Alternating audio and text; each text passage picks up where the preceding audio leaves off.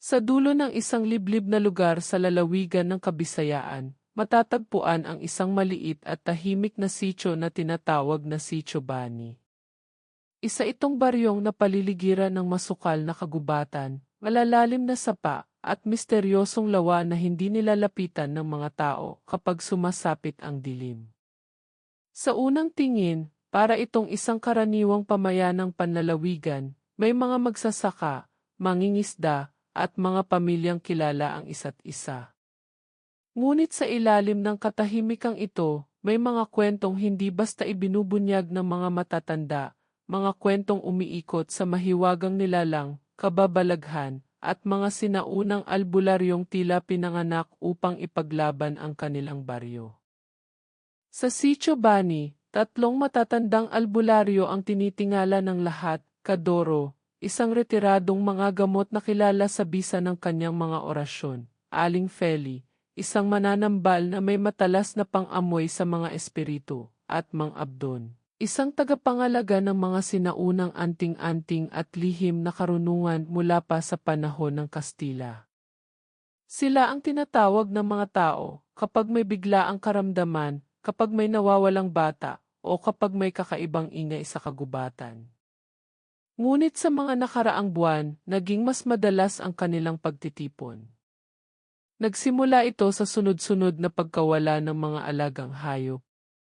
Isang gabi, nagising ang buong baryo sa hiyaw ni Mang Eladio, nawala ang kanyang mga manok, at nakita niyang may bakas ng kalmot sa kanyang kulungan.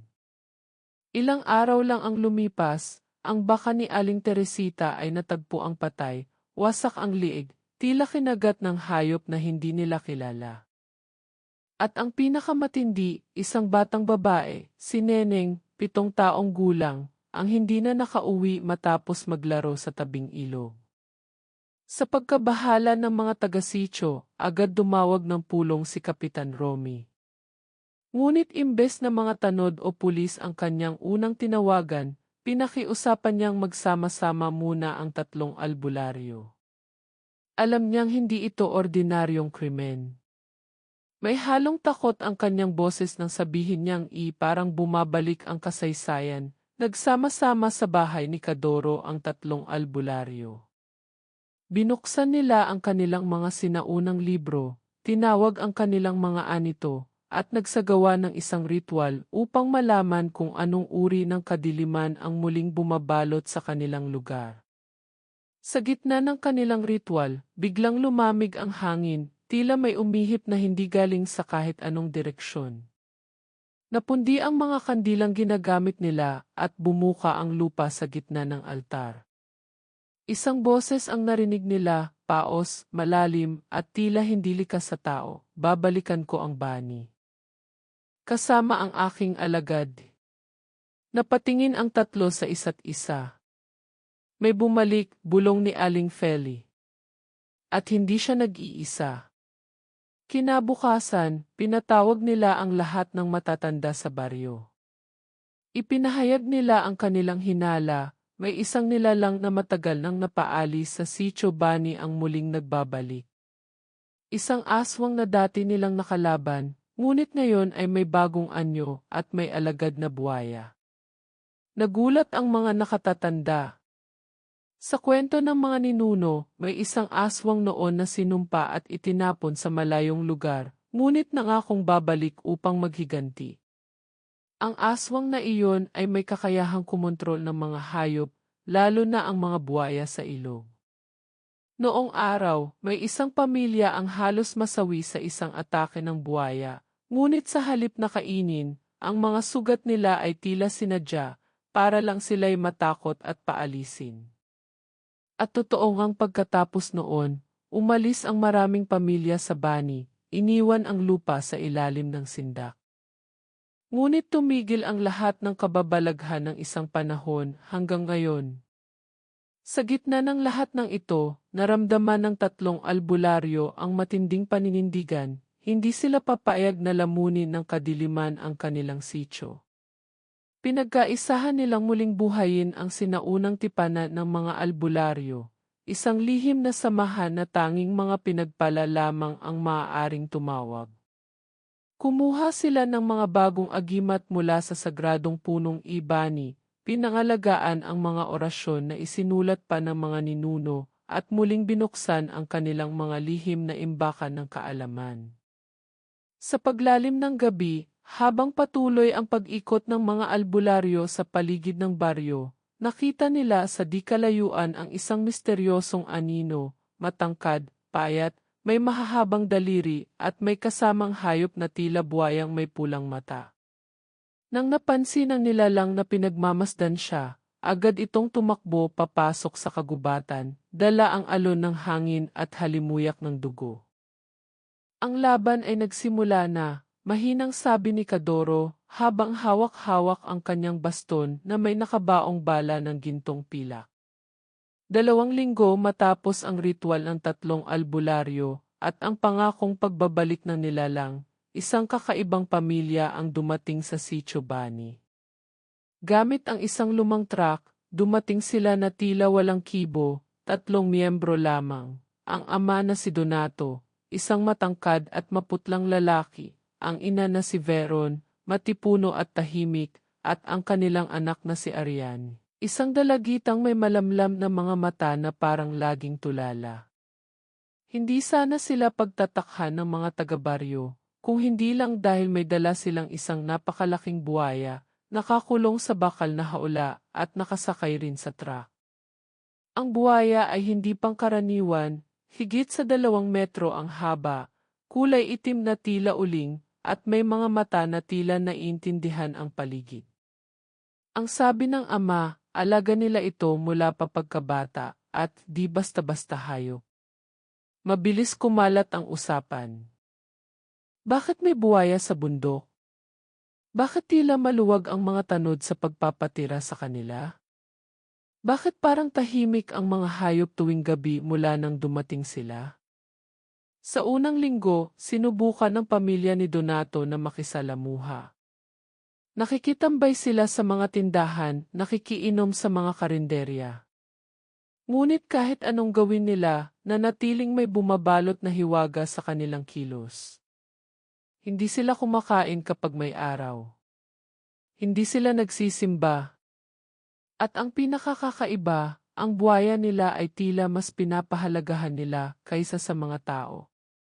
Isang gabi, habang binabantayan ni Mang Berto ang kanyang maisan, nakarinig siya ng mga yapak at parang pag-ungol. Akala niya ay mga batang nagnanakaw ng mais. Ngunit nang sumilik siya sa pagitan ng mga dahon, nakita niya ang isang taong nakaupo sa tabi ng buwaya, pinapainom ito ng dugo galing sa maliit na palayo. Nang kinabukasan ay nagsumbong si Mang Berto kina Kadoro, nanginginig pa ang kanyang katawan. Agad nagpatawag ng pulong ang mga albularyo. Alam na nila, ito na ang simula ng mas malalalim na gabi. Kinumpirma ni Aling Feli sa pamamagitan ng pagsusunog ng dahon ng ialibhon, isang halamang ginagamit upang makita ang kalikasan ng espiritu ng isang nilalang.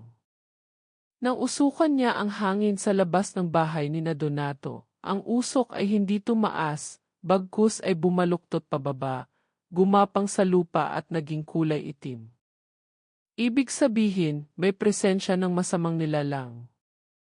Mula noon, nagsimulang bumalik ang mga takot sa sitio. May nakita si Tiyong Nestor na lalaki sa tabi ng ilog, sinasabing kausap nito ang buwaya na parang tao. May nadiskobring isang bangkay ng baka na tila inuka ang bituka at wala na ang puso.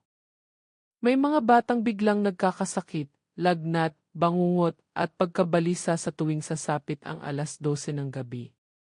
Sa kabila nito, tuwing tinatanong si Donato kung may alam siya, simple lang ang sagot niya, walang kasalanan ang alaga ko. Hindi siya umaalis ng haula. Ngunit hindi naniniwala ang mga albularyo. Ipinadala ni Mang Abdon ang kanyang alagang uwak upang manmanan ang bahay ni Donato. Sa pamamagitan ng agimat na nakatali sa paa ng ibon, kaya nitong makita ang likas na anyo ng nilalang kahit anong tago nito. Sa kanyang pagbabalik, bitbit nito ang isang balahibo, itim, matigas, at tila parang balat ng buwaya, ngunit may hibla ng buhok ng tao.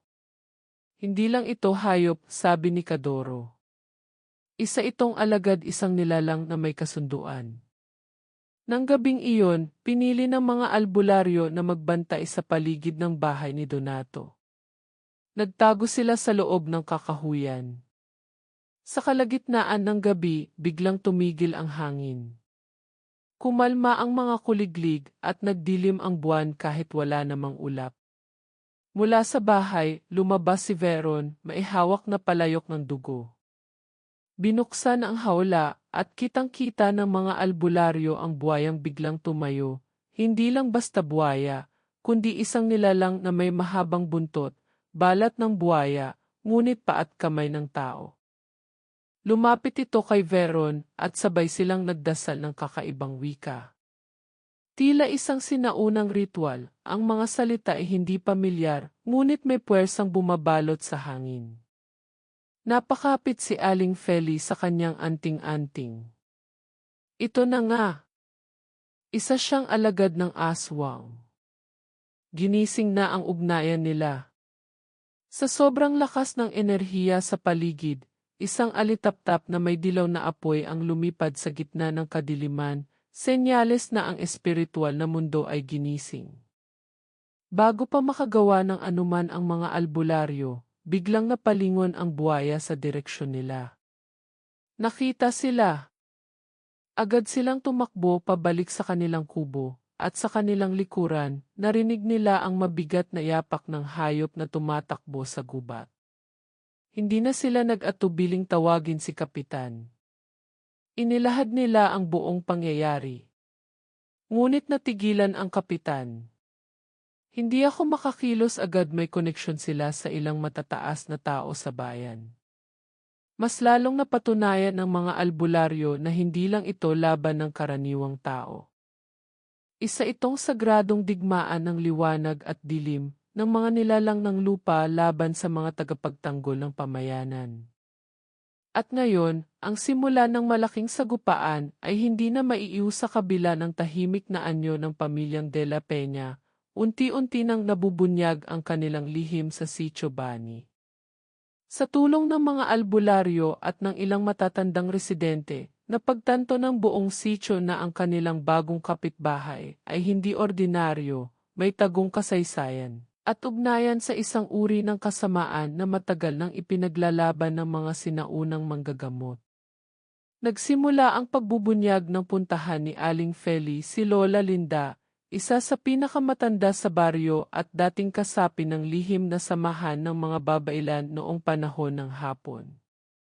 Humigop sila ng salabat habang binabalikan ni Lola Linda ang matagal nang nakalimutang alaala. Ang apelidong De La Peña, ani Lola Linda, matagal na iyan sa kasaysayan ng mga sinumpang angkan. May mga tala sa lumang libro ng mga babailan tungkol sa kanila, isang pamilya na nakipagkasundo sa nilalang ng ilalim ng tubig kapalit ng kapangyarihan. Ibinahagi ni Lola Linda na may isang henerasyon ng De La Peña na nagmula sa isang bayan sa Mindoro, kung saan sinasabing nagkaroon ng pakikipagkasunduan sa diwata ng ilog.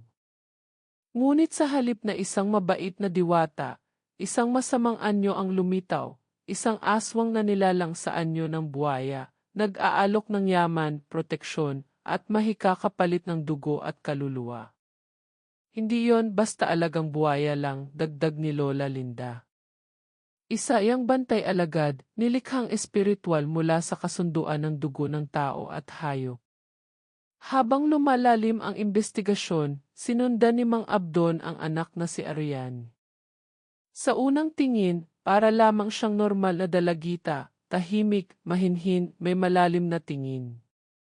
Ngunit isang gabi, habang palihim siyang binabantayan, nakita ni Mang Abdon si Arian na tila nakikipag-usap sa isang itim na anino sa tabi ng lawa.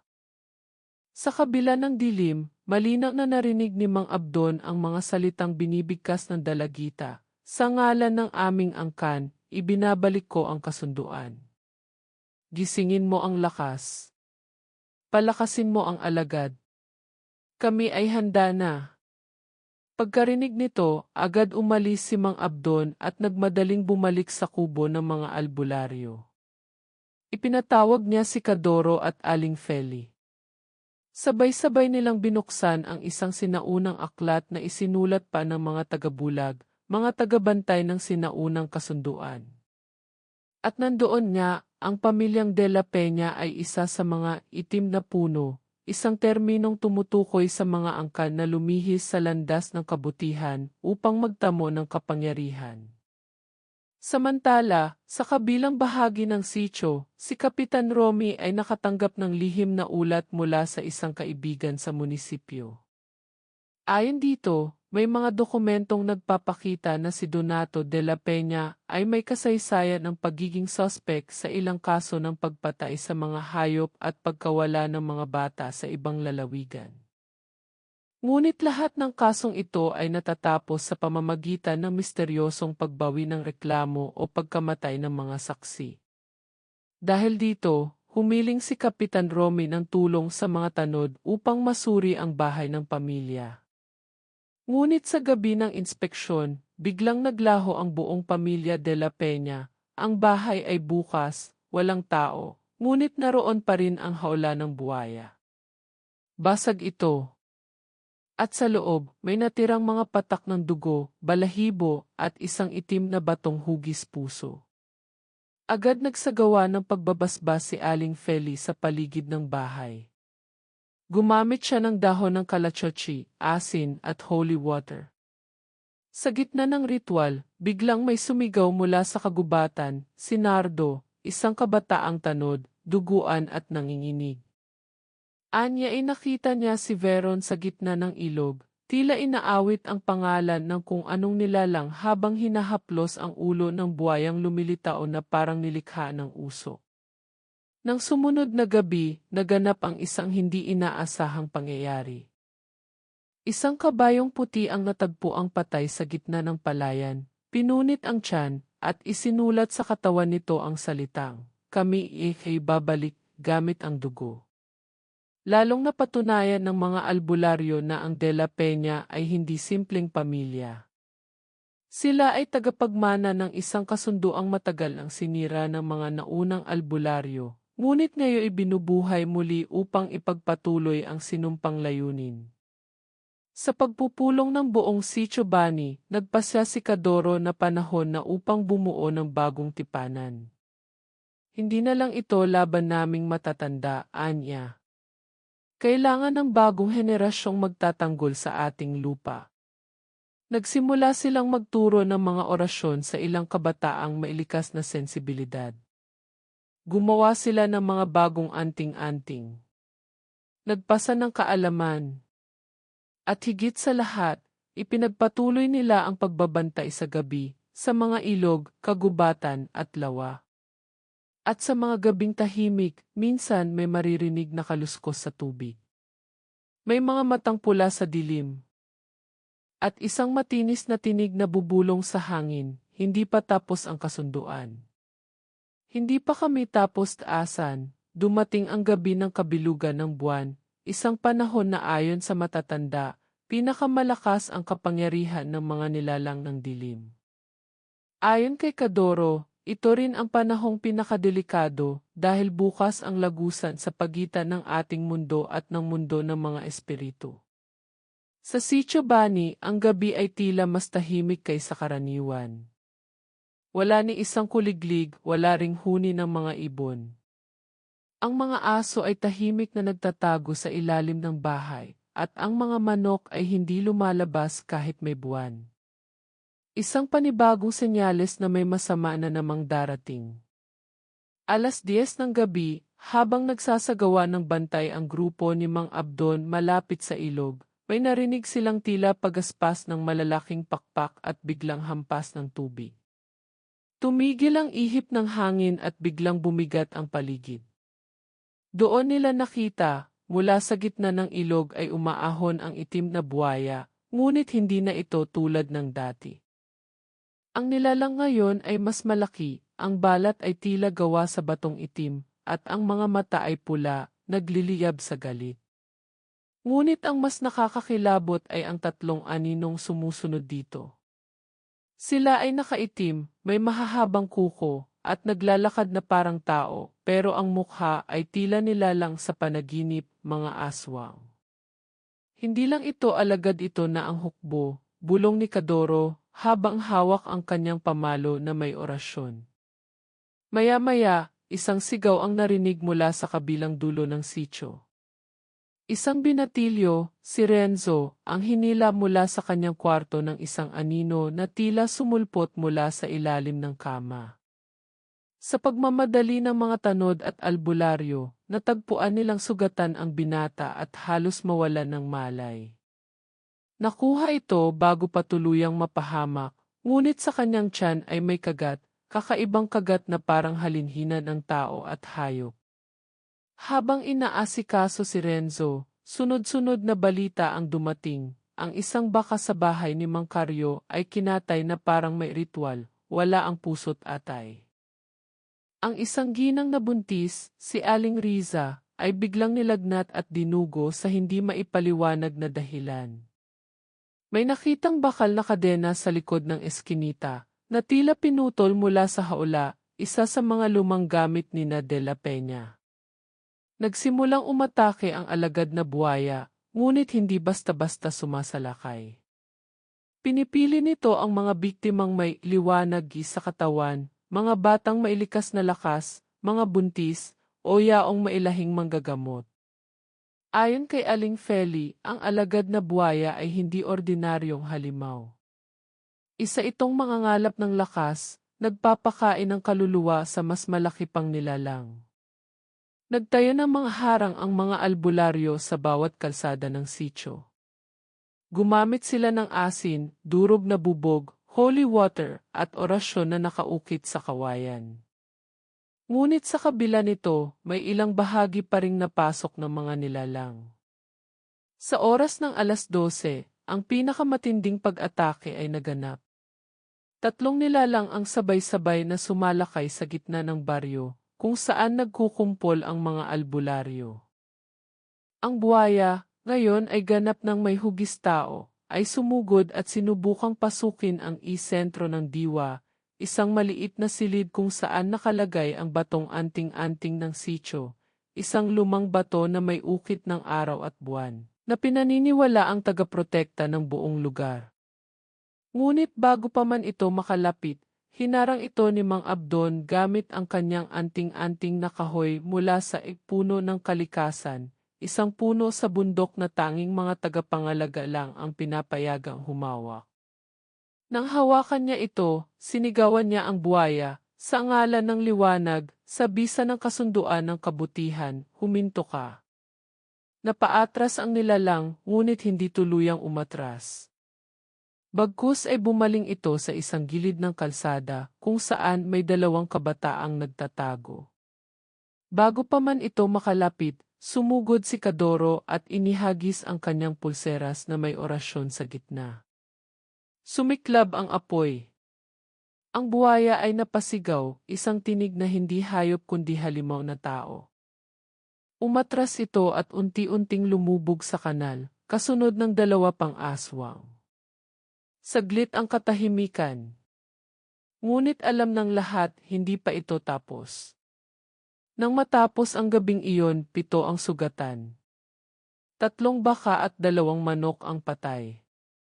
At si Aling Riza, na buntis, ay dinala sa ospital matapos mawalan ng malay at sabihing may sumisipsip sa kanyang lakas habang siya ay tulog. Sa kinabukasan, nagpulong ang lahat ng mga albularyo. Tila malinaw na, ang alagad na buwaya ay hindi lamang tagapagsagawa. Isa itong susi sa pagbabalik ng mas malaking nilalang. At ang kasunduan ng pamilya de la Peña ay patuloy na umuusbong. Panahon ng harapin ito hindi lang bilang mga albularyo, kundi bilang tagapagtanggol ng buong pamayanan. Kailangan na ng mas matinding lakas at isang ritual ng pagsasara sa lagusan ng kasunduan. Ngunit hindi nila alam kung paano, dahil ang susi sa ritual ay nasa kamay ng mga de la Peña. At ayon sa isang babala na iniwan ni Arian, sa isang piraso ng papel sa sanga ng puno, kapag muling tumulo ang luha ng buwan sa lawa, magbabalik ang tunay na nilalang. Matapos ang madugong pag-atake ng alagad na buwaya sa gabi ng kabilugan ng buwan, isang panibagong kabanata ang binuksan sa Sitio Bani. Napagtanto ng mga albularyo na hindi sapat ang kanilang mga orasyon at anting-anting sa kasalukuyan.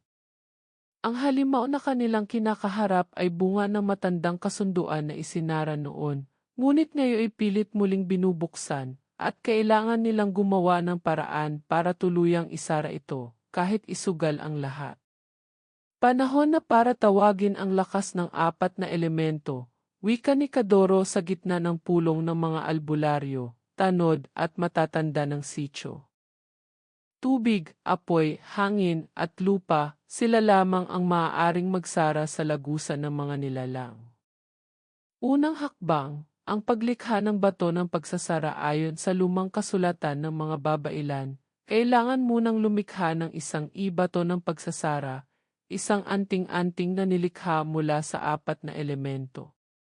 Ito ang magsisilbing kandado ng lagusan, ngunit upang mabuo ito, kailangan ng mga tagapagmana ng bawat elemento. Kaya't sinimulan ang paghahanap para sa tubig, kinailangan nilang kunin ang tubig mula sa gitna ng lawa ng sitio sa mismong oras ng luha ng buwan. Isang bihirang sandali kung kailan may sinag ng buwan na tumatama sa gitna ng lawa na tila luha ng langit. Para sa apoy, kinakailangang magliyab ang apoy mula sa sanga ng puno ng dapit-hapon, isang matandang puno sa gubat na sinasabing tanging naglalabas ng apoy kapag tinawag sa pamamagitan ng orasyon. Para sa hangin, kailangan nilang abutin ang huling hininga ng isang bulkan ng hangin, isang ritual na ginaganap sa ituktok ng burol kung saan naroroon ang kisong pangkweba, isang lugar ng orasyon. At para sa lupa, kailangan ang lupaing kinalalagyan ng unang sakripisyo sa kasunduan, ang mismong lupang tinayuan ng bahay ng pamilya de la Peña. Pangalawang hakbang, ang pagsasanay ng mga kabataang tagapagtanggol habang kinakalap ang apat na elemento, sinimulan ni Aling Feli at Mang Abdon ang pagsasanay sa 6 na kabataang napili, mga batang may kakaibang koneksyon sa kalikasan. Isa sa kanila si Renzo, ang binatang muntik ng madagit ng aswang. Isa pa si Jelay, isang batang ulila ngunit mailikas na kakayahang makarinig ng mga espiritu. Tinuruan sila ng mga sinaunang dasal, orasyon ng proteksyon, paggamit ng mga halamang gamot, at pakikipag-ugnayan sa mga espiritu ng kalikasan. Tuwing gabi, sila ay nagsasanay sa ilalim ng buwan, pinatibay hindi lang ang katawan kundi ang kalooban. Hindi sapat na matapang ka, ani Aling Feli. Kailangan matatag ka rin sa loob dahil ang kalaban natin ay kasalanan ng nakaraan. Pangatlong hakbang, ang pagharap sa bato ng alaala. Ang pinakamisteryoso sa lahat ng paghahanda ay ang paghanap sa bato ng alaala, isang batong sinasabing may taglay na alaala ng mga unang albularyo. Ito raw ang magbibigay ng tumpak na orasyon para tuluyang maisara ang lagusan. Ayon sa alamat, matatagpuan ito sa ilalim ng ilog, sa pinakailalim kung saan sinasabing unang lumitaw ang buwaya. 3 matatandang albularyo ang sumubok bumaba roon, si Mang Oscar, si Aling Bina at si Kadoro.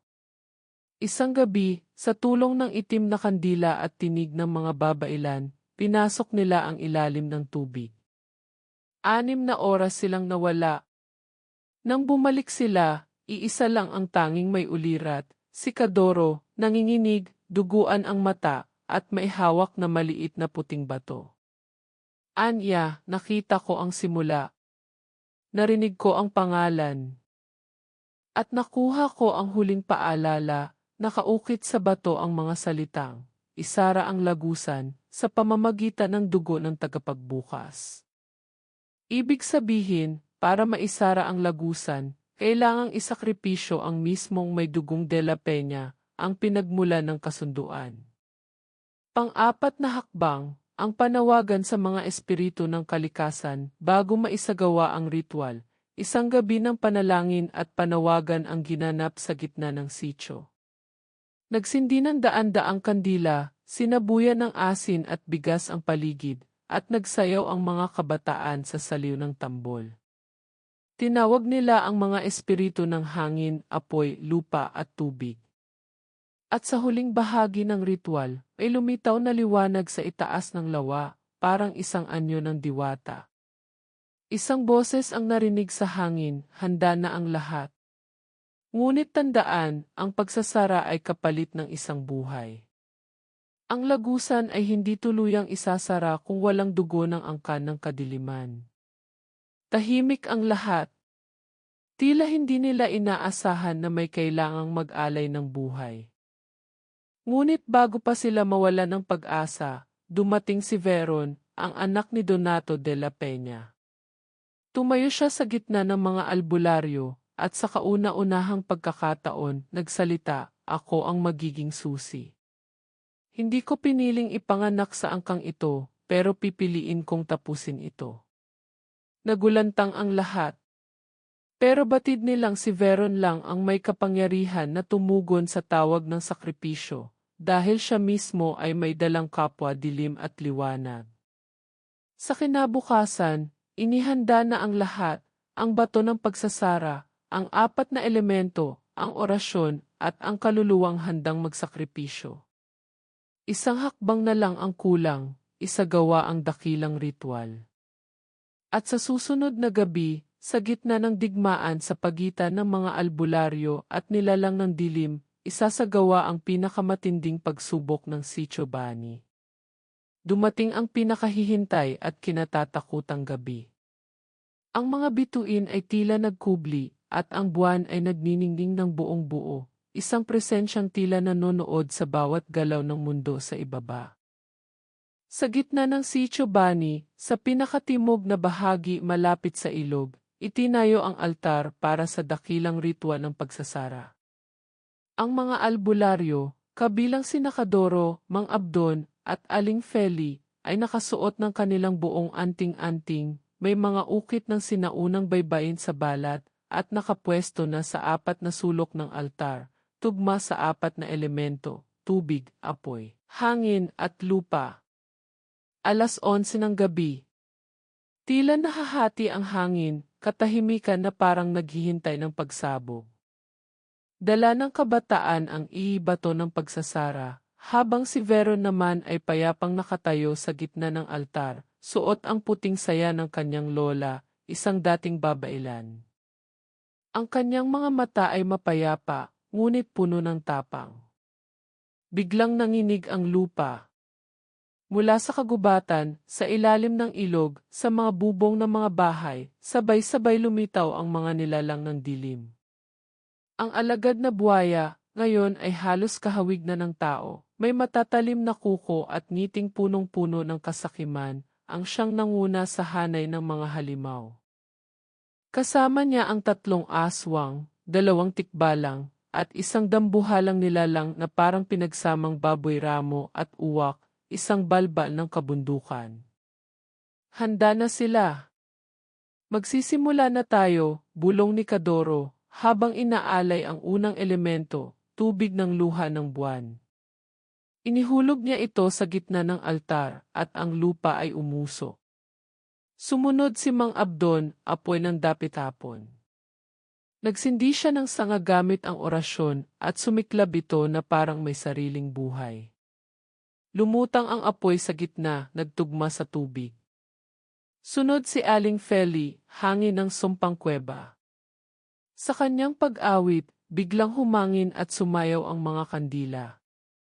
Sa huli, isinaboy ni Renzo ang lupa ng unang kasunduan. Kumislap ang altar. Buo na ang bato ng pagsasara at sinimulan na ni Veron ang orasyon. Ngunit hindi sila pinabayaan. Ang mga nilalang ng dilim ay sumugod. Una nilang pinuntirya ang altar, ngunit agad silang hinarang ng 6 na kabataang mandirigma. Ang bawat isa sa kanila ay maihawak na kagamitan ng sinaunang albularyo, Pangalang may orasyon, buntot pagi, bato ng tagabulag, at pinunong pamalo. Pinagtulungan nilang pabagsakin ang isa sa mga tikbalang, habang si Jelay ay bumigkas ng orasyon na nagpapabigat sa katawan ng aswang. Sa gitna ng laban, si Kadoro ay nahuli ng balbal at itinapon sa gilid. Si Mang Abdon naman ay tinamaan ng buntot ng buwaya at napaluhod. Pero hindi sila sumuko, sapagkat ang kanilang pananampalataya at proteksyon ay higit sa pisikal na katawan. Sa gitna ng kaguluhan, si Veron ay patuloy sa pagbibigkas. Sa ngalan ng liwanag, isinasara ko ang lagusan ng kasunduan, kasama ng aking dugo. Lumuhod siya sa harap ng altar at inilabas ang maliit na kutsilyo na may sagradong ukit.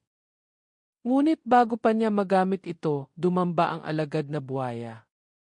Ngunit hindi siya nakaabot. Sa likod ni Veron, lumitaw si Renzo at hinarang ang halimaw. Tinamaan siya sa balikat, ngunit hindi siya natinag. Hindi ka na makakapinsala pa, bulong niya, sabay bagsak ng batong may dasal sa ulo ng buwaya. Ang buwaya ay napasigaw, at sa huling sandali, lumitaw ang hugis ng isang matandang lalaki, si Donato de la Peña. Tama na, mahina nitong sabi habang unti-unting natutunaw ang anyo. Tama na ang kadiliman, muling tumingin si Veron sa altar. Tumulo ang kanyang luha habang binibigkas ang huling bahagi ng orasyon. Isinaksak niya ang kutsilyo sa sarili niyang palad, at ang dugo ay tumulo sa bato. Isang pagsabog ng liwanag ang bumalot sa buong sitio. Nagwala ang mga nilalang ng dilim. Isa-isang nagliyab at naglaho, habang ang buwaya ay sumigaw ng malakas na tila pagsisisi at tuluyang nilamon ng lupa. Nang tuluyang matapos ang ritual, ang buong sitio bani ay bumalot sa katahimikan. Ang buwan ay tila ngumiti sa langit. Ang lupa na dati nanginginig ay naging payapa. At ang hangin ay parang may dalang panalangin ng mga ninuno. Si Veron ay nakaluhod pa rin, ngunit buo. Hindi siya kinuha ng ritual, bagkus, tinanggap ng kalikasan ang kanyang sakripisyo bilang pagbawi, hindi bilang kapalit ng buhay. Ang labanan ay tapos na. Ngunit ang sugat ng kasaysayan ay hindi basta mawawala. Kaya't isang panibagong layunin ang nabuo. Ituro sa mga susunod na henerasyon ang nangyari.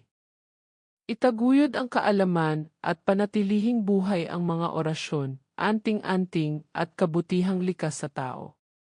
Matapos ang dakilang ritual at ang pagwawakas ng digmaan sa pagitan ng liwanag at dilim, muli nang naging tahimik ang Sitio Bani. Ngunit sa kabila ng kapayapaang iyon, alam ng mga nakasaksi na may mas malalim pang kasaysayan ang kailangang ilantad, ang kasaysayang matagal nang ibinaon sa lupa, tinakpan ng mga lihim, at pinalitan ng kasinungalingan. Nagsimula ang pagbubunyag ilang araw matapos ang labanan. Habang naglilinis ng altar si Renzo, may natagpuan siyang lumang kahon na gawa sa pinatuyong vault ng ahas, nakatago sa ilalim ng batong ginamit sa ritual. Sa loob nito ay may makapal na talaan, mga lumang sulat, dokumento, larawan, at liham na isinusulat ni Donato de la Peña noong siya ibata pa hanggang sa maging ganap na alagad ng kadiliman. Dinala ito ni Renzo kina Kadoro at Aling Feli. Isinailalim sa orasyon ang mga dokumento upang mailantad ang mga nakatagong salita at simbolo. At sa gabing iyon, sa harap ng mga matatanda at bagong albularyo, binasa ni Kadoro ang unang liham. Nagsimula ang lahat hindi sa pagkauhaw sa kapangyarihan, kundi sa matinding takot sa kamatayan. Ako si Donato de la Peña, at ako ang gumawa ng kasunduan kapalit ng buhay ng aking anak. Ang simula ng kasunduan ayon sa tala, taon 1918 nang unang lumitaw ang kakaibang sakit sa anak ni Donato. Namatay ang asawa niyang si Maria sa panganganak at naiwan sa kanya ang isang batang lalaki na sakitin at laging binabangungot. Sa takot na mawala ang tanging alaala ng kanyang mahal, Humingi si Donato ng tulong sa isang matandang babailan mula sa kabilang bayan, si Cain siyang, kilalang tagapangalaga ng mabisang orasyon. Ngunit may kondisyon si Cain siyang, upang mailigtas ang anak, kailangang ihandog ni Donato ang kanyang sarili sa tagapamagitan ng dalawang mundo, isang nilalang na kayang bumuhay, ngunit kapalit ay pagkakabit ng dugo sa dilim. Dahil sa desperasyon, pumayag si Donato. Isinagawa ang orasyon sa gabi ng kabilugan ng buwan sa tabi ng ilog, gamit ang balat ng buwaya bilang daluyan. Dito rin isinilang ang unang alagad ng dilim sa Sitio Bani, ang buwayang may mukha ng tao. Mula noon, naging tagabantay ng lagusan si Donato, habang palihim niyang pinapalaganap ang kasamaan kapalit ng kapangyarihan at mahabang buhay. Akala ko'y kontrolado ko ang dilim. Pero sa bawat taon, unti-unti akong naging alipin nito. Hindi ko na siya mapigilan. Donato pagsisinungaling at panlilin lang itinuro sa mga tao ng Sitio Bani na si Donato ay isang mapagkawanggawang hasyendero. Pinatayan niya ang eskwelahan, simbahan at kalsada. Ngunit ang totoo'y ginagamit lamang niya ito upang panatilihing tahimik at masunurin ang buong komunidad. Sa likod ng kanyang yaman, pinupulot niya ang mahihina, ang mga ulila, at ang mga nawawala. Silang lahat ay inihahain niya tuwing 3 taon sa buwaya. May isang tala na nagsasabing 32 katao ang nawala sa loob ng 50 taon, lahat ay hindi kailanman nakita muli. Ngunit hindi lahat ay nanahimik. Ang pagtutol ng ilang albularyo noong dekada 60, isang grupo ng mga albularyo mula sa kalapitbayan ang sinubukang tapusin ang kasunduan. Isa sa kanila ang ama ni Aling Feli.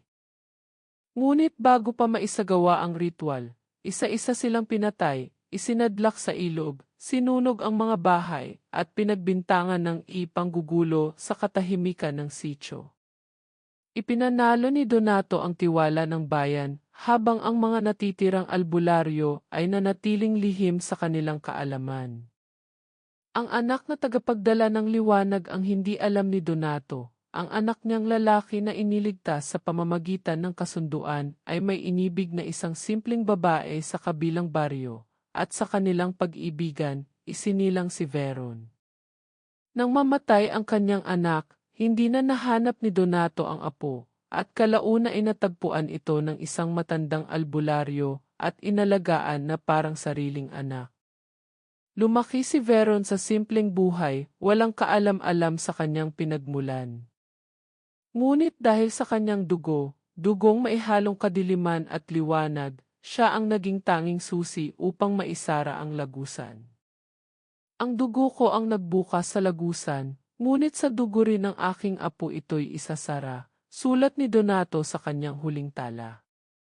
Pagpapatawad, paglilinis, at pagbangon hindi naging madali para sa mga taga-Sitio Bani ang pagtanggap sa katotohanan. Marami ang umiyak, nagalit, at nagtanong kung bakit pinayagan ang kasinungalingang maghari ng ganoon katagal.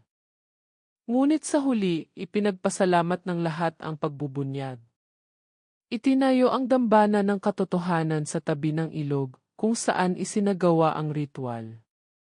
Doon ay inilagay ang mga tala ni Donato, mga larawan ng mga nawawala, at isang panatang hindi na muling papayagang maghari ang kadiliman sa pamamagitan ng kasinungalingan. Si Veron ay hindi umalis sa sitio. Sa halip, tinanggap niya ang kanyang pinagmulan, ngunit pinili ang daan ng kabutihan. Tinuruan niya ang mga kabataan ng mga aral ng mga albularyo, at sinigurong ang kasaysayan ay hindi na muling itatago. Sa muling pagliwanag ng araw, isang bagong yugto ang sinimulan sa Sitio Bani, batay sa katotohanan, hindi sa takot, sa pananampalataya, hindi sa kasunduan. Makalipas ang mahaba at madilim na yugto ng kasaysayan ng Sitio Bani, unti-unting nanumbalik ang kulay sa paligid, mga halamang dati tuyot, muling nagberde, ang ilog na halos maitim at marahas, ngayon ay maliwanag at mahinahon.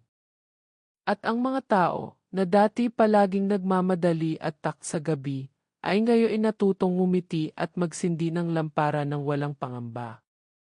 Ngunit sa pagbabagong ito ay may responsibilidad ding naipasa. Ang kasunduan ay nasira na, ang lagusan ay tuluyang naisara, at ang alagad na buwaya ay hindi na muling babalik. Subalit ang kadiliman ay hindi nawawala, ito ay laging naghahanap ng butas, ng kahinaan sa puso ng tao. Kaya't ipinanganak ang isang bagong panata, panata ng mga tagapangalaga ng liwanag. Ang formal na pagpapamana isang seremonya ang isinagawa sa dambana ng katotohanan, kung saan itinalaga ang mga bagong tagapangalaga ng sityo. Pinangunahan ito ni Nakadoro, Aling Feli, at Mang Abdon, tatlong natitirang matatandang albularyo na naglilingkod na ngayon bilang gabay ng kabataan. Tumayo si Veron sa gitna ng dambana, sa harap ng bagong henerasyon, mga kabataang sina Renzo, Jelay, Arman, Lita, at iba pa na naging saksi at bahagi ng laban. Suot nila ang mga anting-anting na minana mula sa mga yumaong tagapangalaga. Hindi ito simpleng kapangyarihan. Ito ay pananagutan. Pananagutang protektahan ang buhay, ang katotohanan, at ang kabutihan sa gitna ng mundong madaling silawin ng dilim. Veron, isa-isa nilang binigkas ang panata. Ako, bilang tagapangalaga, ay nangangakong iingatan ang bawat lihim ng liwanag. Ituturo ko ang totoo, isasaysay ko ang kasaysayan, at maglilingkod ako hindi para sa sarili kundi para sa kabutihan ng lahat. Pagkatapos ng panata, isa-isang isinaboy ni Aling Feli ang abo ng sinaunang mga babailan sa mga paanan ng bagong tagapangalaga, simbolo ng basbas ng mga ninuno. Bagong kaalaman, bagong hamon simula noon, bawat linggo ay may pagtitipon sa ilalim ng buwan.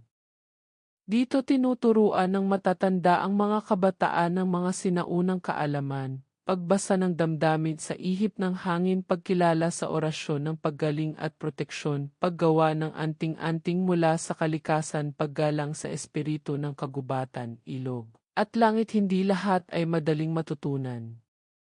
May ilan sa kanila ang nabibigo, may ilan ang nagdududa, ngunit sa bawat kabiguan ay mas matibay ang samahan. Sapagkat alam nilang ang kaalaman ay hindi lamang pamana, ito'y sandata laban sa kasinungalingan at takot. Pagsisimula ng Aklat ng Liwanag, isamungkahi ni Jelay, nagsimula silang magsulat ng sariling aklat, tinawag nila itong Aklat ng Liwanag. Isinulat dito ang lahat ng karanasan nila, ang mga orasyon, ang kasaysayan ng Sitio Bani, at ang katotohanan tungkol sa kasunduan at sa angkan ng De La Peña. Ngunit hindi ito basta-basta aklat, bawat pahina ay ginamitan ng halamang nagpapalakas ng alaala, at ang tinta ay galing sa katas ng punong pinagpala. Ang aklat ay nakatago sa sagradong bahagi ng dambana, at tanging mga tagapangalaga lamang ang maaaring makabasa nito, bilang gabay sa mga darating na panahon. Pagpapalaganap ng katotohanan, hindi lamang sa Sitio Bani naging makapangyarihan ang bagong henerasyon. Sa tulong ng ilang matatanda sa kalapitbayan, nagsimula silang maglakbay upang ibahagi ang kanilang kwento. Mula sa mga paaralan hanggang sa mga baryong may parehong kwento ng nawawala, panggagaway at pag-atake ng mga nilalang ng dilim, naging inspirasyon sila. Hindi upang takutin ang mga tao, kundi upang paalalahanan ang lahat na mailiwanag sa bawat kadiliman at may pag-asa sa bawat takot. Si Veron ang madalas magbigay ng pahayag. Sa kanyang mga salita, hindi siya nagsisisi sa kanyang pinagmulan. Sa halip, ipinagmamalaki niya ito, sapagkat sa kabila ng dugong may kasaysayan ng kadiliman, pinili niyang maging ilaw. Hindi mo pipiliin kung kanino ka ipinanganak, pero may karapatan kang pumili kung anong uri ng tao ka magiging. Pagbabantay habang tahimik ang mundo sa loob ng mga susunod na taon, naging payapa ang Sitio Bani. Wala nang bigla ang pagkawala, wala nang gabi ng sigaw at takot. Ngunit hindi tumigil sa pagbabantay ang mga tagapangalaga. Bawat buwan, pinupuntahan nila ang dating lagusan upang tiyakin na ito ay selyado. Gumagawa rin sila ng mga bagong proteksyon sa bawat bahay, bawat punong kahoy, bawat bukal. Sa panahon ng bagyo, lindol o eklipse, hindi sila nagpapabaya sapagkat alam nilang ang mundo ay patuloy sa pagbabago at ang dilim ay laging maghahanap ng pagkakataon. Isang bagong simula, ang huling pahina ng Aklat ng Liwanag ay may tanging sulat na isinulat ni Renzo. Kung sakaling mabasa mo ito at ikaw ay hindi pa isinilang sa aming panahon, alalahanin mong may mga taong piniling ipaglaban ang tama. Kahit sila'y nasaktan, kahit sila'y nawalan. Ikaw na nakakabasa nito, ikaw na ngayon ang tagapangalaga. Ituloy mo ang liwanag. At sa muling pagsikat ng araw, ang Sitio Bani ay hindi na isang lugar na puno ng lihim at takot. Ito na ay naging tahanan ng mga albularyo, mga tagapangalaga, at ng panibagong henerasyong pipiliing lumaban hindi sa pamamagitan ng armas, kundi ng puso, kaalaman at pananampalataya.